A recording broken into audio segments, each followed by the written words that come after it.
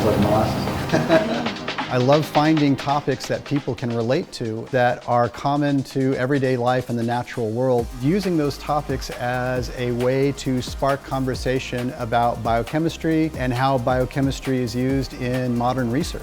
The class is called The Angel's Share. It's the biochemistry of liquor and distillation. The week has been exploration. We talked about the process of fermentation and what happens when you take these yeast and you feed them the different types of plant material. Whiskey is based on grain, brandies are based on fruit, rum is based on the sap of a cane sugar. But yet you still have this one yeast that takes all of that and transforms it into the ethanol that then gets distilled in the second step.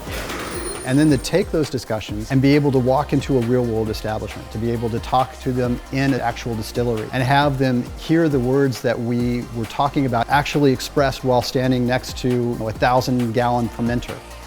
We can look at the chemistry and the biochemistry that occurs during the production of a distilled spirit. That same technology, that same basic theory being used in research labs. It allows us, again, to take a common everyday item, something in our world around us, and use it as a portal to kind of explore the science.